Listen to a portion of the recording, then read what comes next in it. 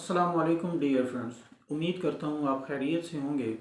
आज की हमारी इस वीडियो का टॉपिक है मुजरमान की बरीयत के असबाब, यानी वो कौन सी रीज़न्स हैं जिनकी वजह से मुलजमान अदालतों से बरी हो जाते हैं। ये हकीकत ढकी छुपी नहीं है कि बहुत सारे कत्ल के मुलजमान और जो संगीन इल्ज़ामात में मुलव्वस होते हैं मुलजमान अदालतों से बरी हो जाते हैं। ऐसे मुलजमान या तो गिरफ़्तार नहीं होते और अगर गिरफ़्तार होते हैं तो अदालतों से बरी हो जाते हैं। इन लोगों का बरी होना यकीनन एक सोसाइटी के लिए गम और अफसोस की बात है। जिस तरह हमारी सोसाइटी के अंदर क्राइम रेट बढ़ता जा रहा है, उसी तरह हमारी अदालतों से मुलजमान के बरी होने की जो शरह है वो भी बढ़ती जा रही है, जो इंतहाई ख़तरनाक और अफसोसदेह अमल है। इस सब की बहुत सारी वजूहात हैं। कोई सियासी अवामिल है, गैर सियासी अवामिल है और कोई दूसरी बातें हैं। मुकदमा को मुलज़म आउट ऑफ कोर्ट सेटल कर लेता है, गवाहान को प्रेशराइज कर लेता है। इसकी कुछ वजूहात तो अदालती, सिफारशी और गैर अदालती बातें हैं जिसको हम डिस्कस नहीं करेंगे।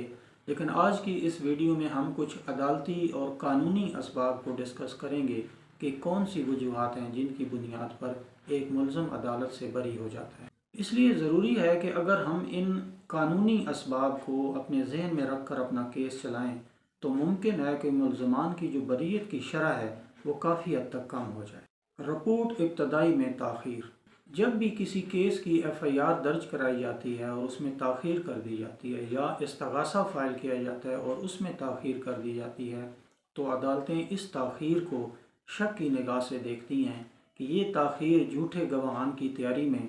और झूठी स्टोरी बनाने के लिए हुई है। लिहाजा उस एफआईआर को, उस इस्तग़ासा को शक की नज़र से देखा जाता है और हमारे मुलजमान की बरीयत में ये फैक्टर बड़ा अहम रोल अदा करता है। इसलिए कोशिश करें कि वक़ूआ के फ़ौरी बाद एफआईआर दर्ज कराई जाए या थाने में रिपोर्ट दर्ज करा दी जाए, या इस्तग़ासा फ़ाइल करना है तो उसमें भी कम से कम वक्त ज़ाया किए बगैर फ़ौरी तौर पर अदालत में इस्तग़ासा दायर कर देना, ताकि इस उनसर को ज़ायल किया जा सके कि ये एफआईआर बामी मशवरे के बाद और गवाहान की झूठी गवाहियों की तैयारी के बाद दर्ज कराई गई है। क्योंकि अदालतों का ये मौक़िफ़ होता है कि जब वक़ूआ के फ़ौरी तौर के बाद एफआईआर दर्ज करा दी गई है तो इसका यही मतलब है कि जो एफआईआर में लिखा गया है वो बिल्कुल सच पर मबनी है। एफआईआर या इस्तग़ासा में अहम उमूर का अदम तज़किरा,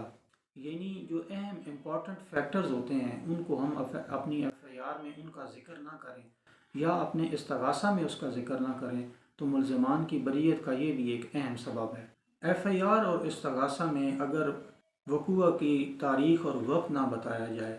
मुलज़मान की तादाद ना बताई जाए, मुलज़मान का स्पेसिफ़िक रोल ना बताया जाए, वजह अनाद ना बताई जाए कि किस वजह से ये वक़ूआ हुआ है, उसके अलावा गवाहान की तफसील ना बताई जाए, माल मसरूक़ा की तफसील ना बताई जाए, कत्ल के मुकदमा में मुलज़मान का ये रोल ना बताया जाए कि किसके फायर की लगने से जो है वो उस शख्स की मौत वाक़ई हुई है, तो ये वो तमाम ज़रूरी फैक्टर्स हैं जो अगर एफआईआर या इस्तग़ासा में नहीं होंगे तो इस केस का फ़ैसला बरीयत के अलावा कुछ भी नहीं हो सकता। इसलिए ज़रूरी ये है कि वो तमाम अहम उमूर, वो तमाम अहम फैक्टर जिन्होंने इस केस के फ़ैसला में अपना रोल प्ले करना है उनका शुरू से ही एफआईआर के अंदर ज़िक्र कर दिया जाए। क्योंकि दीवानी मुकदमात में अगर आपकी किसी की चीज़ के अंदर, आपकी प्लीडिंग के अंदर कोई कमी रह जाती है तो आप दरख्वास्त दे के उसको बाद में ईजाद कर सकते हैं। लेकिन फ़ौजदारी मुकदमात के अंदर जब आपने एफआईआर के अंदर एक चीज़ लिख दी है तो फिर बाद में आप दरख्वास्त दे कर भी अदालत को भी ये इख्तियार हासिल नहीं है कि आपको इजाज़त दे कि आप उसमें कोई कमी या बेशी कर सकें। लिहाजा ज़रूरी ये है कि जब भी एफआईआर दर्ज कराएँ या इस्तग़ासा दर्ज कराएँ तो जो अहम मालूमात हैं उनको अपनी उस एफआईआर का हिस्सा ज़रूर बनाएँ। किसी एफआईआर के अंदर अगर किसी मुलज़िम का नाम ना लिया गया हो और बाद में आप उसका नाम बताते हैं तो बेशक वो 100% मुलज़िम हो उस केस का और उसी ने ये वारदात की हो, तो अगर उसका एफआईआर में नाम नहीं है तो अदालत यही समझती है कि जी इस मुलज़िम को झूठा फंसाया जा रहा है। लिहाजा ज़रूरी है तमाम मुलज़मान का उस केस के अंदर ज़िक्र उनके रोल के साथ होना चाहिए। अलबत्ता एफआईआर जब किसी ऐसे शख्स की तरफ से दर्ज कराई गई हो जो उस मुकदमा का चश्मदीद गवाह ना हो या जिसने किसी और की सुनी सुनाई बात के ऊपर एफआईआर रजिस्टर्ड करवाई हो या वो मुलज़िम को ज़ाती तौर पर जानता ना हो, उसके नाम से वाकिफ़ ना हो, तो फिर अगर उस एफआईआर में मुलज़िम का नाम नहीं है تو اس سے بھی کوئی پروسیکیوشن کے کیس کے اوپر فرق نہیں پڑتا ہے، اور اس کیس کے اندر اس ملزم کی شناخت پریڈ کے ذریعے اس مدعی کو اس کا نام پتہ چل جاتا ہے، اس کا رول بتایا جا سکتا ہے، تو شناخت پریڈ کے ذریعے ایسی سچویشن میں جو کمی رہ جاتی ہے وہ پوری ہو جاتی ہے۔ پچھلے عرصہ دراز سے بہت سارے ملزمان اس بنیاد پر عدالتوں سے بری ہو جاتے ہیں کہ جو میڈیکل ایویڈنس ہے وہ گواہوں کے بیانات کے ساتھ تصادم ہوتی ہے، اور میڈیکل ایویڈنس گواہوں کی شہادتوں کو جھٹلاتی ہے۔ بدقسمتی سے ایک ایسا ملک جہاں پر رشوت رواج بن چکی ہے، ڈاکٹروں کو مقدس فرشتہ سمجھ کر ان کی شہادت کو شک و شبہ سے بالا تر سمجھنا منطقی طور پر تو صحیح نہیں ہو سکتا، لیکن قانونی طور پر ہماری عدالتیں ایک طرح سے مجبور ہیں کہ ڈاکٹروں کی شہادت کو گواہان چشمدید کے بیانات کو پرکھنے کے لیے کسوٹی کے طور پر استعمال کیا جاتا ہے، کیونکہ یہ راز بھی پوشیدہ نہیں ہے کہ عدالتوں میں کثرت سے جھوٹ بولا جاتا ہے، اور جس مدعی کا کوئی رشتہ دار یا قریبی مارا گیا ہو یا اسے لوٹ لیا گیا ہو تو اس کی بھی یہی کوشش ہوتی ہے کہ ملزم کے ساتھ اس کے رشتہ داروں کو بھی اس مقدمہ میں جس حد تک ممکن ہو سکے وہ گھسیٹتا رہے۔ ڈاکٹر ایک سرکاری افسر ہوتا ہے، اسے اپنے فن کا ماہر سمجھا جاتا ہے، اس کی ایویڈنس ایک ایکسپرٹ ایویڈنس ہوتی ہے، اس لیے آنریبل کورٹس کو ایک ڈاکٹر کی شہادت کو ایک عام گواہ اور ایک عام دیہاتی کی شہادت کے اوپر فوقیت دینا پڑتی ہے، اور جب میڈیکل ایویڈنس کسی گواہ کی شہادت کی تائید نہ کرے تو اس گواہ کی شہادت کو قابل بھروسہ نہیں سمجھا جاتا ہے۔ اب ہم ڈاکٹر کی شہادت کے اہم پہلو کو ڈسکس کرتے ہیں۔ جی، ہم بات کرتے ہیں ویپن آف افینس کی۔ جب پروسیکیوشن کے گواہان نے اس واردات کو اپنی آنکھوں سے ہوتے ہوئے نہ دیکھا ہو اور وہ اس وقوع کے چشمدید گواہان نہ ہوں، اور صرف قتل شدہ شخص کی لاش کو دیکھ کے اس کے زخموں سے اندازہ لگا کر ہتھیاروں کا نام بتا دیا ہو کہ اس طرح کے ویپن جو ہیں وہ اس واردات کے اندر یوز ہوئے ہیں، تو یہ جھوٹ اور بناوٹ ڈاکٹر کی شہادت سے بے نقاب ہو جاتی ہے، کیونکہ ڈاکٹر ہی یہ بتا سکتا ہے کہ ناش کے اوپر موجود زخم کسی چھری کا ہے، کلہاڑی کا ہے، کسی کند آلہ سے لگایا گیا ہے، کسی نوکدار آلہ سے لگایا گیا ہے، یہ فائر آرم انجری ہے، یا ممکن حد تک یہ کس اسلحے سے لگایا گیا ہے، اور ڈاکٹر یہ بھی بڑی آسانی سے بتا سکتا ہے کہ یہ زخم پسٹل کا ہے یا بندوق کا ہے، اور یہ فائر کتنے فاصلے سے مارا گیا ہے۔ اس لیے جب گواہان مبالغہ آرائی سے کام لیتے ہوئے اور جان بوجھ کر غلط ویپن لکھوا دیتے ہیں تو ان کی یہ چوری اس شہادت سے پکڑی جاتی ہے، اور ان کی اس شہادت کو مسترد کر دیا جاتا ہے، جس کی بنیاد پر ملزم اپنے مقدمہ سے بری ہو جاتا ہے۔ ڈاکٹری شہادت کا ایک اور اہم پہلو ہے ٹائم آف ڈیتھ، یعنی موت کا وقت۔ قتل کے کیس میں جب لاش کا پوسٹ مارٹم کیا جاتا ہے تو ڈاکٹر اپنی ڈاکٹری ایویڈنس کی بنیاد پر اس بات کا اندازہ لگا لیتا ہے کہ مقتول کے زخمی ہونے اور موت کے درمیان کتنا وقفہ ہے۔ یہ بھی اندازہ لگایا جا سکتا ہے کہ مرنے والے نے اپنی موت سے کتنی دیر پہلے کھانا کھایا تھا۔ اسی طرح موت اور پوسٹ مارٹم کے درمیان جو وقفہ ہے وہ بھی پوسٹ مارٹم رپورٹ میں لکھا جاتا ہے۔ اسی طرح مقتول کے آخری کھانے کا وقت اور مقتول کے مرنے کا وقت اگر ڈاکٹری شہادت سے متصادم ہے تو پھر یہ اسی اصول کا اطلاق کیا جاتا ہے اور ان گواہان کی گواہی کو مسترد کر دیا جاتا ہے۔ اس حوالے سے میں آپ کو ایک اہم بات بتانا چاہتا ہوں کہ اس میں کچھ ججمنٹ ایسی بھی ہیں کہ جو ٹائم آف ڈیتھ ہے اس کے بارے میں آنریبل ہائی کورٹس کا یہ موقف ہے کہ ہر کیس کے اندر ڈاکٹر کی اس شہادت کو جو ٹائم آف ڈیتھ کے بارے میں ہوتی ہے اس کو صحیح اور درست نہیں ماننا چاہیے، اس میں کچھ ایکسیپشنز بھی ہیں، لہٰذا اس میں احتیاط برتنی چاہیے۔ لیکن چونکہ ہم یہاں پر بات کر رہے ہیں میڈیکل ایویڈنس اور چشمدید گواہان کے بیانات کے تضاد کے بارے میں، تو اس سے بھی پروسیکیوشن کا کیس ایک طرح سے کمزور ہو جاتا ہے کہ جو میڈیکل ایویڈنس ہے وہ گواہان کے بیانات کو اس کی تائید نہیں کر رہی ہے۔ آتشی اسلحہ کے زخم، یعنی جو ویپن آف آفینس ہے، جو پسٹل ہے، بندوق ہے، اس کے جو زخم ہیں اس کے بارے میں، یعنی جب کسی مقتول کو فائر کر کے مارا گیا ہو اور وہ فائر کسی پسٹل سے، ریوالور سے، رائفل سے یا بندوق سے کیا گیا ہو تو ڈاکٹری ایویڈنس سے یہ بات بتائی جا سکتی ہے کہ کتنے فاصلے سے فائر کیا گیا تھا اور کس سمت سے فائر کیا گیا تھا، کیونکہ جب کسی زخم کے کنارے جھلسے ہوئے ہوں اور وہ سیاہ ہو گئے ہوں تو اس کا مطلب یہ ہوتا ہے کہ جو فائر ہے وہ زیادہ سے زیادہ 4 سے 5 فیٹ کے فاصلے سے کیا گیا ہے۔ چھروں والے کارتوس بھی اگر کم فاصلہ سے فائر کیے جائیں تو وہ رائفل کے فائر کی طرح ایک ہی جگہ سے جسم میں داخل ہوتے ہیں۔ اس طرح ایک ایسا گواہ جس نے اس وقوع کو اپنی آنکھوں سے نہیں دیکھا ہے، محض اس ضرب کو دیکھ کے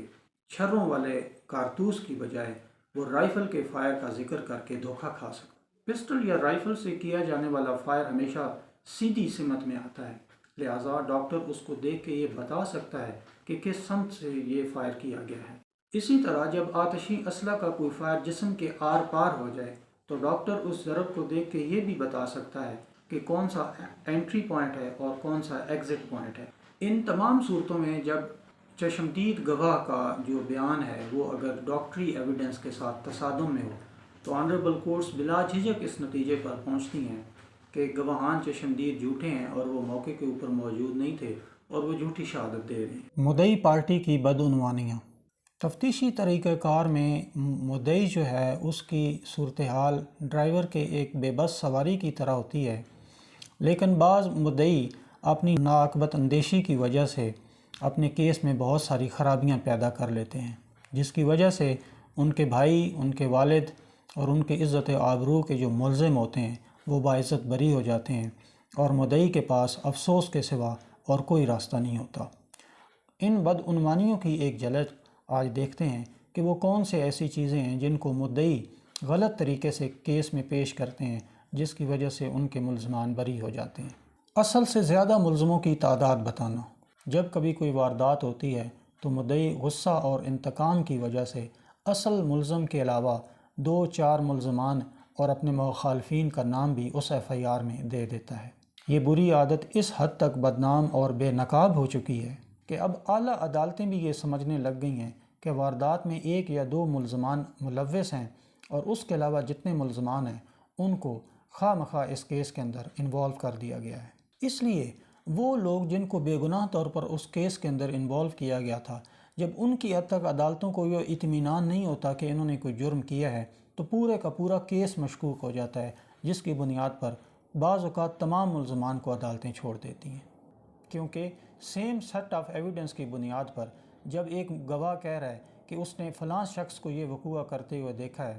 جبکہ وہ اصل میں ملزم نہیں تھا، تو جب عدالت کہتی ہے اس گواہ کی شہادت کو ترک کیا جا رہا ہے تو جو اصل ملزم ہے اس کے خلاف اس کی شہادت کو کیسے تسلیم کر لیا جائے؟ واردات کے بیان کو بناوٹ اور رنگ آمیزی سے آلودہ کرنے کی وبا بھی ہمارے معاشرے میں عام ہے۔ غصہ سے بپھرے ہوئے مدعی جب ایف آئی آر کرانے تھانے پہنچتے ہیں تو وہ حالات اور واقعات کو اس قدر بڑھا اور چڑھا کر بیان کرتے ہیں کہ چھوٹا سا جرم بھی سنگین نظر آئے۔ جھگڑے کی اصل وجہ کو چھپا کر کوئی بناوٹی اور جھوٹی بنیاد بنا کر کیس میں لکھوا دی جاتی ہے، اور ایک ایسا کیس جس کی وجہ اناد ہی جھوٹ پر مبنی ہے، اس کیس میں کامیابی کے بہت کم چانسز ہوتے ہیں۔ بلوا اور تصادم کے کیسز میں جہاں پہ دونوں طرف سے لوگ زخمی ہوئے ہوں، اپنے کردار کو چھپایا جاتا ہے اور ملزم کے کردار کو زیادہ سے زیادہ بڑھا چڑھا کر بیان کیا جاتا ہے تاکہ سارا الزام ملزم پارٹی پر لگایا جا سکے۔ لیکن جب عدالت میں کیس جاتا ہے تو ماہر وکیل اور لائق جج جب اس بناوٹی کہانی کی چھان بین کرتے ہیں تو اس جراحی عمل کے سبب اکثر اوقات اصلیت کا اپنا چہرہ بھی بڑا مکروہ و مردود ہو کے رہ جاتا ہے۔ جب مدعی پارٹی نے خود بھی ہتھیار چلائے ہوں اور مخالف پارٹی کے 1 سے زائد لوگوں کو انہوں نے بھی زخمی کر دیا ہو تو عام طور پر مدعی اس حقیقت کو بھی چھپانے کی کوشش کرتے ہیں، حالانکہ یہ حقیقت عدالت میں آ کے واضح ہو جاتی ہے، اس کا کسی طور پر بھی ذکر نہیں کیا جاتا۔ نتیجہ یہ ہوتا ہے کہ مخالف پارٹی اپنے زخموں کا ثبوت عدالت میں پیش کر دیتی ہے اور پھر محض اس احمقانہ کوشش کی وجہ سے جو ان کے گواہ ہوتے ہیں ان کی شہادت کو مسترد کر دیا جاتا ہے۔ کئی مدعی بڑی کوشش اور فرمائش کے ساتھ یہ تقاضا کرتے ہیں اپنا کیس درج کراتے وقت کہ تمام کے تمام گواہان ان کے اپنے رشتہ دار اور ان کے کنبے کے لوگ ہوں گے۔ اسی طرح ملزمان سے ہونے والی برآمدیوں کے گواہان بھی ان کی کوشش یہی ہوتی ہے کہ پسند اور نامزد کیے ہوئے لوگوں کو ہی بطور گواہ شامل کیا جائے تاکہ مقدمہ کا تمام کنٹرول ان کے ہاتھ میں رہے۔ اگر مدعی کی یہ فرمائش مان لی جائے تو اس کا نتیجہ یہ نکلتا ہے کہ ان گواہان کا اتفاقیہ ہونا عدالت میں ثابت نہیں ہو سکتا اور عدالتیں ایسی شہادت کو ناقابل اعتبار شہادت قرار دینے پر مجبور ہوتی ہیں۔ مقدمات کی بہت بڑی تعداد اس جانبدار شہادت کی وجہ سے ناکام ہو جاتی ہے۔ جب گواہ ڈاکٹری شہادت کی مضمرات سے پوری طرح آگاہ نہ ہوں مثلاً ان کو یہ پتہ نہ ہو کہ مقتول کے اوپر کتنے فائر لگے ہیں، وہ کس سمت سے آئے ہیں، انہوں نے آخری خوراک کیا کھائی تھی، کس ٹائم کھائی تھی، موت کا صحیح وقت کیا ہے، ضربات کس جانب سے لگائی گئیں، تو وہ شہادت دیتے وقت اپنی کم علمی اور لا علمی یا جوش و خروش کے سبب کئی ایسی باتیں کہہ جاتے ہیں جس سے ان کی شہادت ڈاکٹری شہادت سے ٹکرا جاتی ہے۔ پھر چونکہ ڈاکٹری شہادت غیر جانبدار گواہ کی شہادت اور ماہرین کی ماہرانہ رائے سمجھی جاتی ہے، اس لیے عدالت اس کو ترجیح دیتی ہے۔ نتیجہ یہ نکلتا ہے کہ اس اختلاف اور ٹکراؤ کے باعث ان گواہان کی شہادت کو مسترد کر دیا جاتا ہے۔ ڈیئر فرینڈ، یہ تھیں وجوہات جن کی بنیاد پر ہمارے کیسز جو ہے وہ بری ہو جاتے ہیں۔ بہت سارے ملزمان جنہوں نے وہ جرم کیا ہوتا ہے لیکن پروسیکیوشن ان کے خلاف وہ کیس شک و شبہ سے بالا تر ہو کے ثابت نہیں کر سکتی، جس کی بنیاد پر ان کو شک کا فائدہ دیتے ہوئے عدالتیں بری کر دیتی ہیں۔ اگر ہم ان امور کو اپنے ذہن میں رکھ کر اپنا کیس چلائیں گے تو انشاءاللہ جو ملزمان کا کرائم ریٹ ہے جو بڑھ رہا ہے، اس کے ساتھ ہی ان کی سزا کا ریٹ بھی بڑھنا شروع ہو جائے گا۔ انشاءاللہ نیکسٹ ویڈیو میں ایک اور ٹاپک کے ساتھ آپ سے جلد ملاقات ہوگی۔ تب تک کے لیے اجازت دیجیے۔ اللہ حافظ۔